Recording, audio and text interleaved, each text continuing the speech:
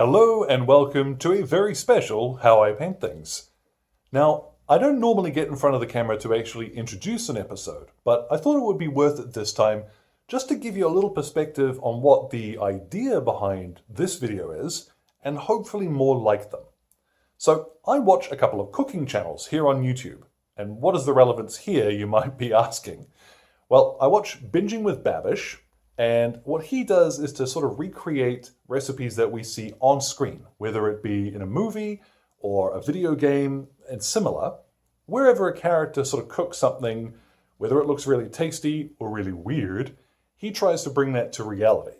And some of the results are better than others, let's say. I always find it a really interesting watch because some of these things that he's trying to create are just funny. But he's a really great presenter. And the other show that I watch is Tasting History with Max Miller. And if you aren't watching Max's stuff, again, I'm going to make sure there's a link down there in the description so that you can fix that. What Max does is to cook old recipes. And when I say old, I think the oldest one he did was a Babylonian stew that had been written down on a cuneiform tablet. So, old recipes in the main.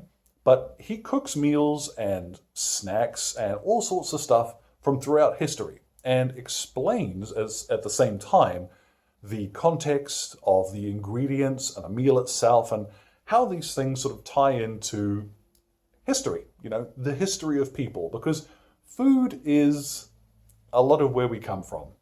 Now, between Tasting History with Max Miller and Binging with Babish, you're going to have years of videos to watch here on YouTube. So go, enjoy. But the reason why I bring them up is that I watch their stuff a lot of the time not expecting to make what they are.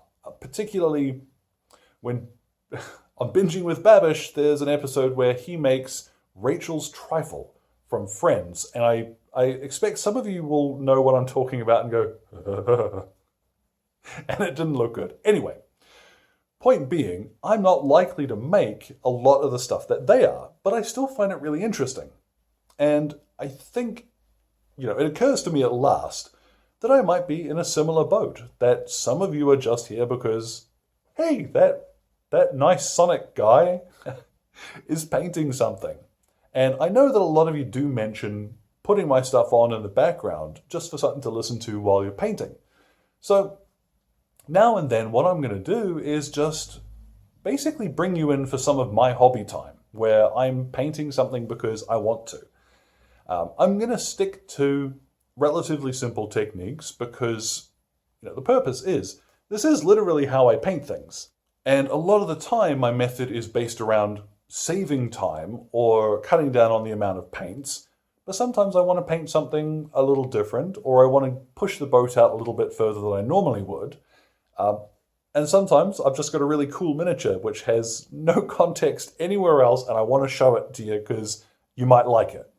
So that's what I'm going to do. And that's why the introduction to today's video is to sort of put the context on, I just want to paint something. Let's have a little bit of hobby time.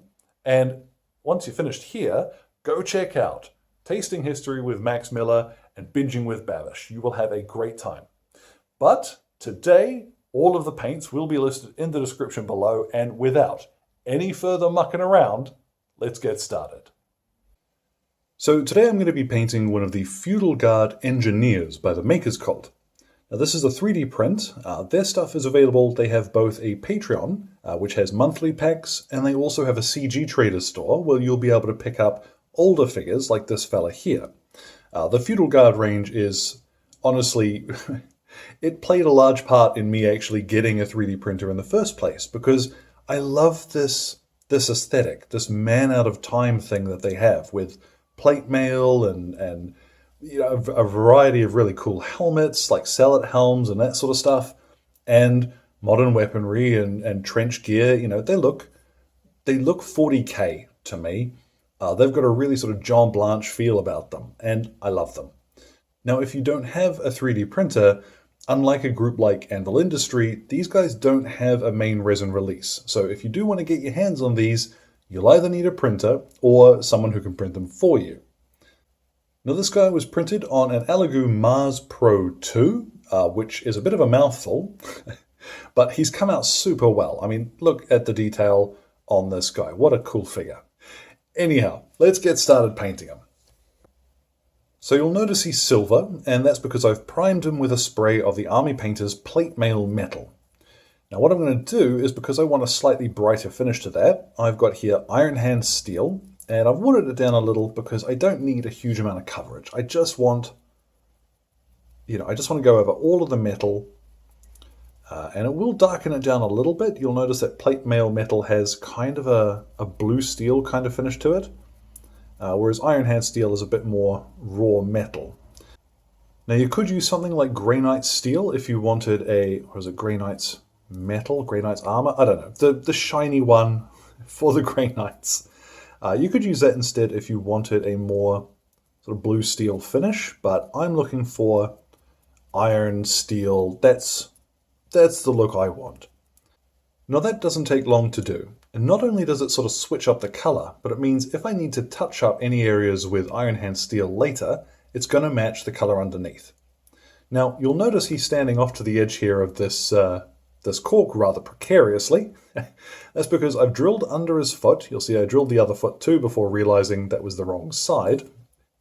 And then after drilling out his foot, I've jammed into the cork a dressmaker's pin and then cut off the head. I haven't used very much of it, to stick him in and stand him on this cork. Reason being, I want to be able to reach up under his coat there, and it would be very difficult if he were on a base.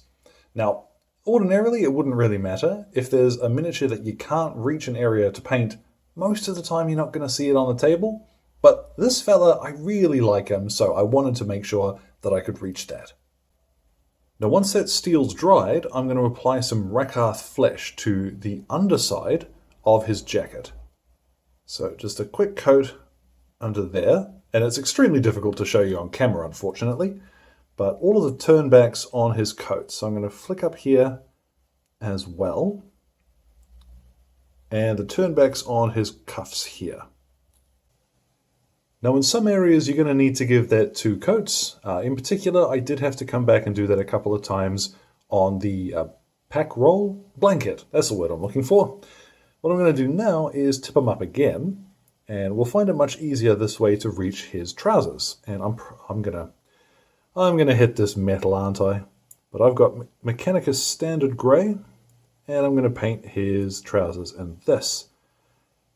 I'm gonna hit his. Ooh.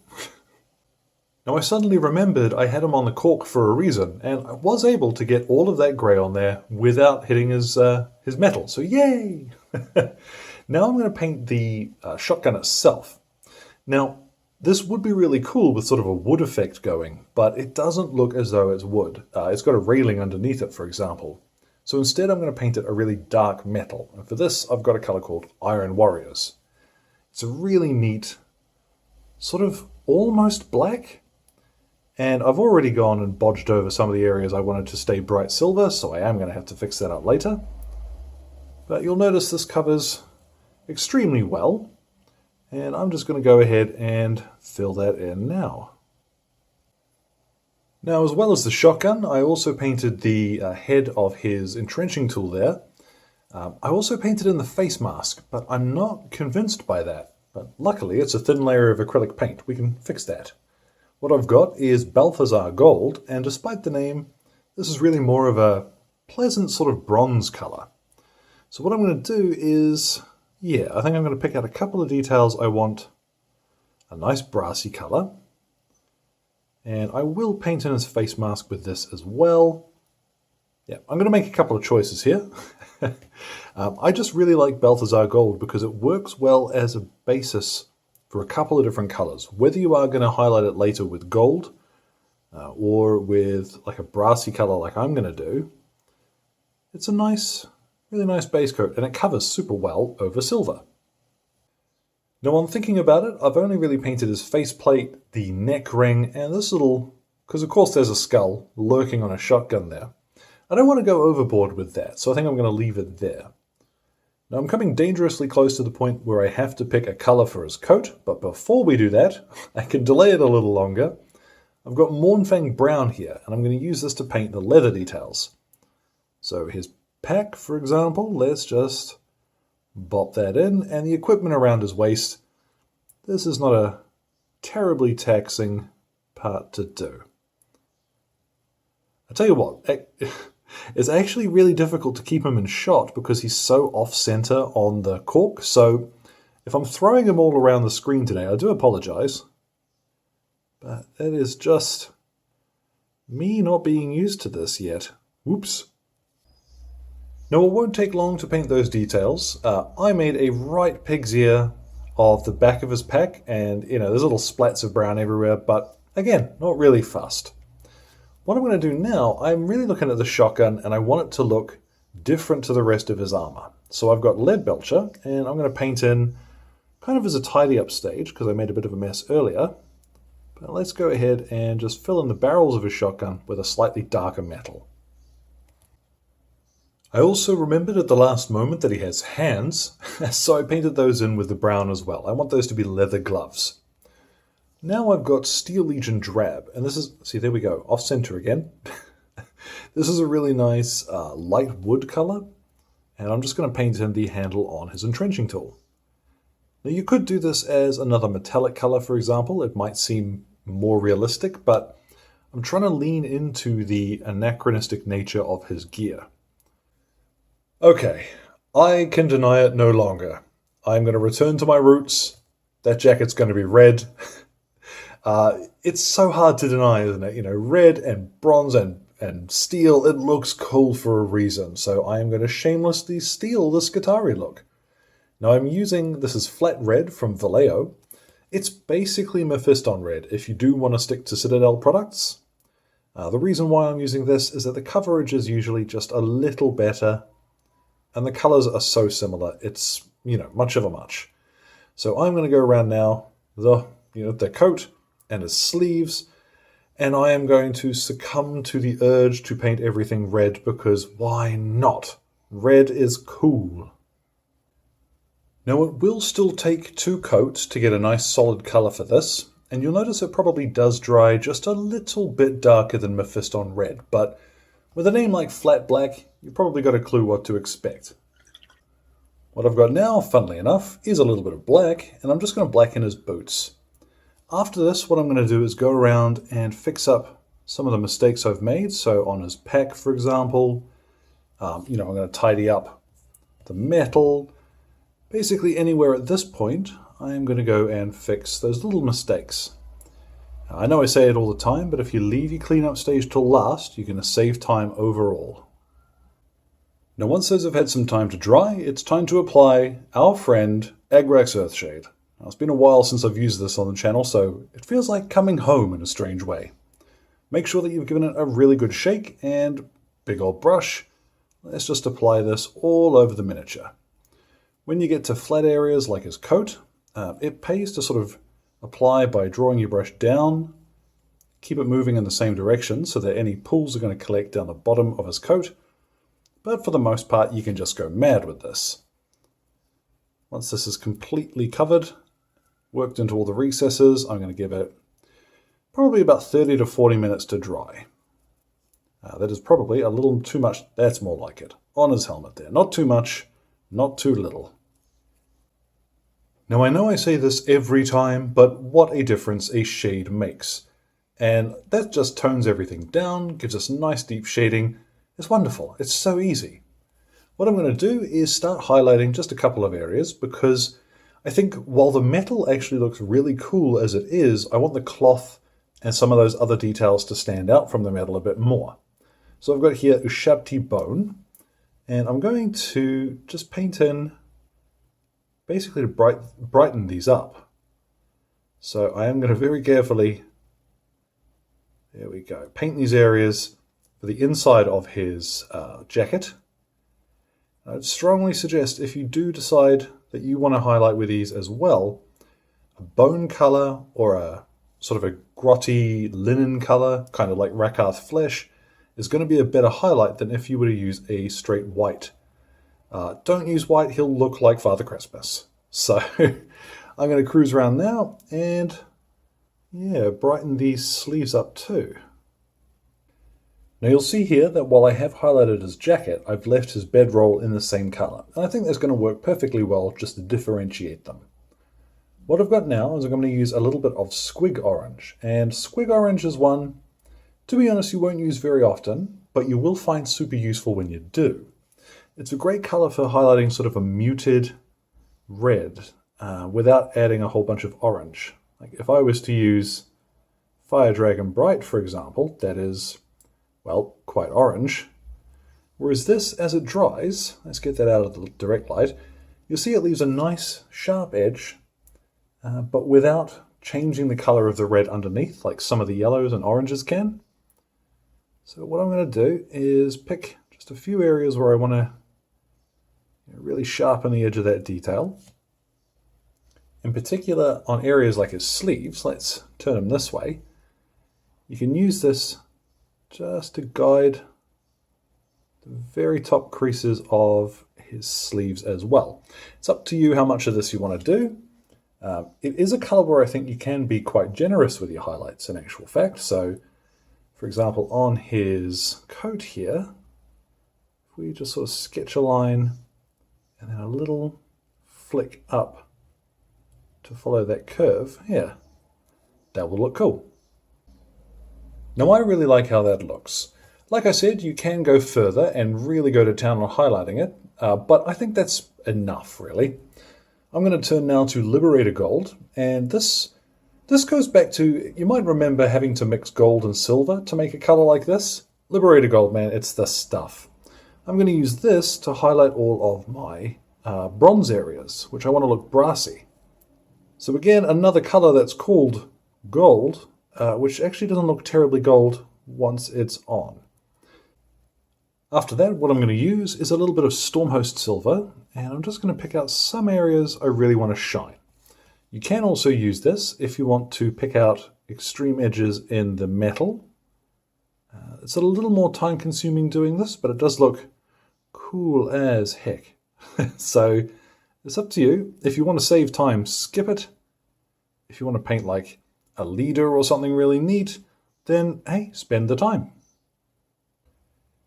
Now we've reached the point where I'm really just painting because I'm having fun. You don't have to go this far, of course, but now what I've got is some Skrag Brown. This is not so sharp a color over our Mournfang Brown, but it will give us a little bit more warmth. And I'm just going to highlight all those leather colors.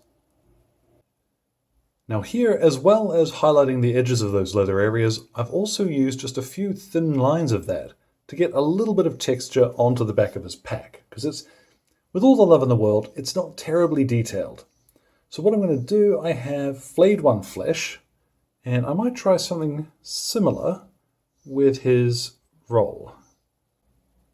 Now that's a little subtle on camera, but it does work fairly well in reality. Again, something you could probably skip if you wanted to. So now that all that's done, what I'm going to do is take him outside, hit him with a matte varnish, and then I'm going to pull him off his cork. I really hope he comes off this without incident. And then attach him to a proper base, and we'll get a look at what he looks like once he's all finished. And there we have it, our Feudal Guard Engineer is complete, and he goes out and solves practical problems with a break-open double-barreled shotgun. I love these models, these are so cool.